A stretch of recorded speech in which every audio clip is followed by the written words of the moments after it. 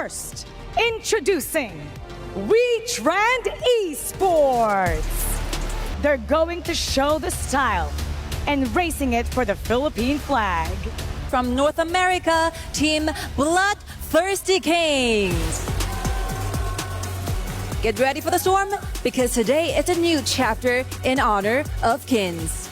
Okay, Dave, first thing you need to do is go back to NA. All right, Dave. Super stressful. What's your feedback? Weak. I watched Doggy stream. How about you teach this guy how to hit a skill 2 on Princess Cross first before you rhyme, bro? Woohoo! Yo. Pika, show him.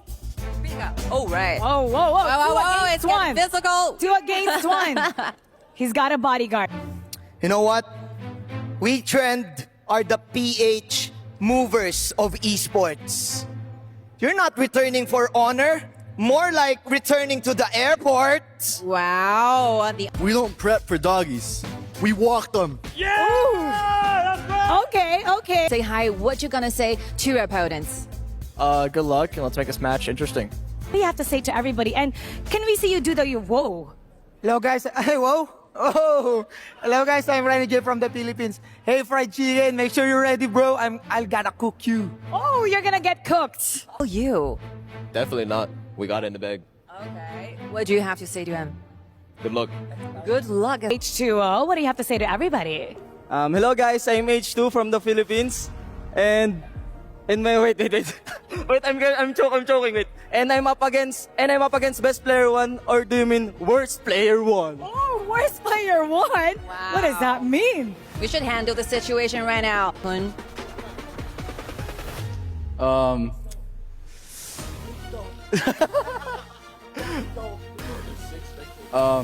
Under 10 minutes. Don't do it.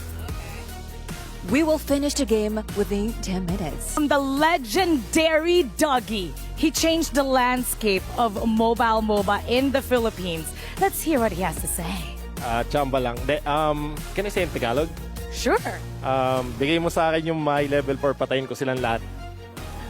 He said, give him the Mayan level 4 and he's gonna destroy all of you. Yesterday, Mobazane, you really enjoyed the game together, right? With other players. And today, you're here with your team members. Do we see different games today? I think you'll see a much easier game compared to what we saw yesterday.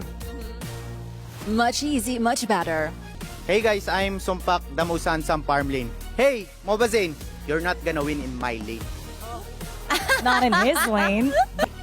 Hello, I'm Super Shark. Today I'm gonna make Yawi become Yawi. Ooh. He's gonna make Yawi weak. Yawi is a heartthrob in the Philippines. What do you have to say to them? Hi guys, I'm Yawi from the Philippines. I have a message to Shark. You call yourself a shark, later I'm gonna turn you into sushi. Ooh.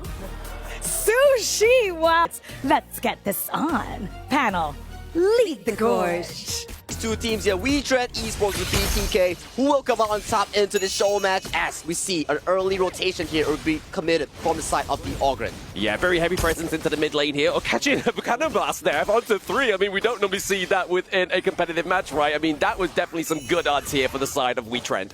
What is on the line, and of course, all 10 of these players into this series, they are not any strangers that we are talking about. They are mobile game veterans. Towards the mid lane here, wants to look for these catches, but look at Fried Chicken here, he might be caught out. Yeah, look at the catches, and speaking of which, we do force the flash here from Fried Chicken. He gets out, he's not going to get cooked just yet.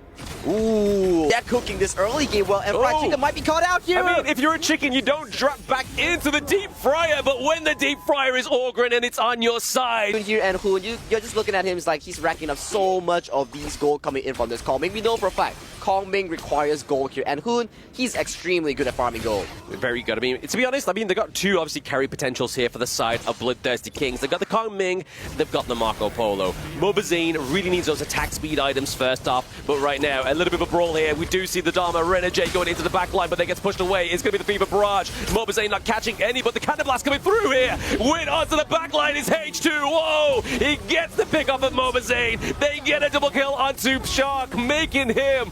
Both Baby Sharks are going down.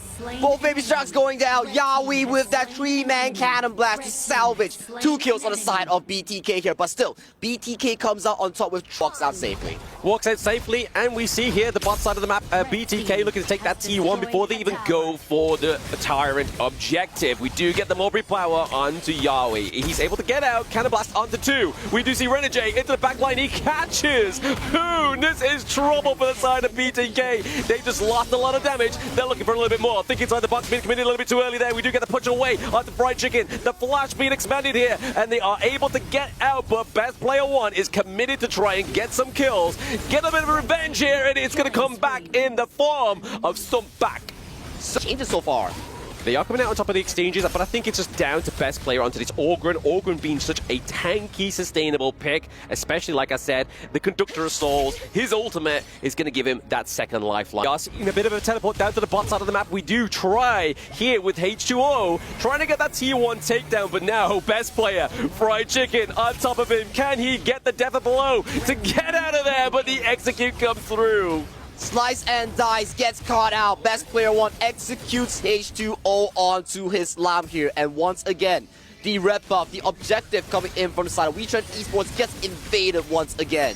They get invaded once again. I mean, this T1 looking like it's going to be the takedown here. What an impressive Fever Barrage, but it gets caught by Yawi. The control here for the side of WETRND Esports is not going to be enough to keep that T1 alive. Beautiful stuff here coming in from WETRND Esports. The REDMAGIC Yawi synergy in managing and making sure that H2O, you're not getting any resources at all. Yeah, I mean, speaking of resources here, it could be potential here. Shark just using the Ride the Wind to get into the brush there, keeping himself alive. Items for the Marco Polo, right? The Doomsday, the Sparkforged Dagger, but what they don't have is Hoon going into this team fight. The Mulberry Power doesn't connect onto Dodgy. He's able to use the Unending Sorrow to get himself out of there.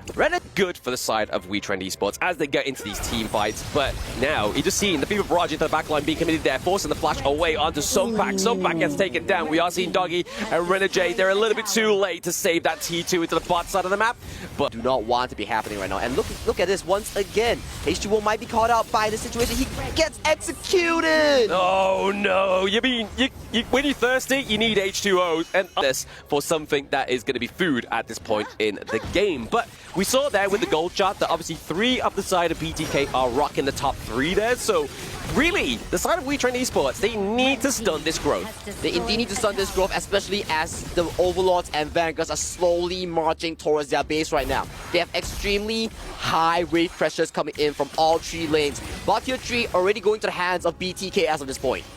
Yeah, I mean, look at that. So we were looking around about 2k gold difference at certain points in the game, right? But now it's definitely a sizable amount here for the bloodthirsty Kings. I mean, if they didn't have a gold lead with a name like that, I feel like it's misbranded, but into the point here is going to be the think inside the box catches 2. Is this going to be the comeback? The trendsetters, WETRND Esports, they get the pick up onto the farm lane duo there, but vⁱrgo into the bot side of the map, trying to put pressure onto REDMAGIC and Dodgy as the side H2O trying to keep them away from that T3 in the mid lane. Ooh, H2O, the assassin legend here, cleaning out 3 members from the back end here, and Yawi once again. I gotta comment this guy.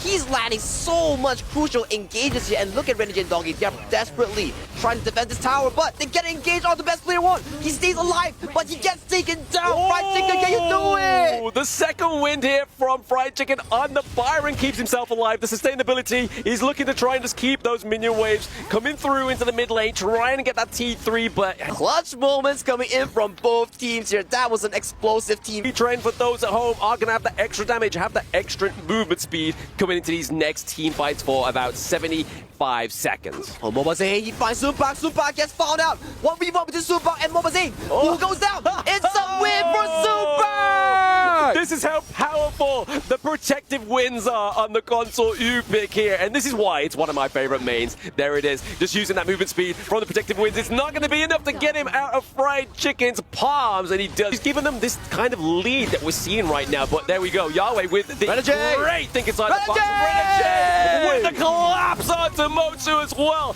Crucial crowd control 3. Down goes Shark. But still, we have Fried Chicken and Best Player to 1. They are looking as the best duo onto the side of BTK. They're looking for a little bit more, but they are still trying to run these minions through into the T3. They get it. Takedown. Okay, Mobazane looks to jump in with his ultimate right here. He's looking for the kite right here, and H2O goes in. So much damage onto the Gorge right now. It's a 2-for-2 trade.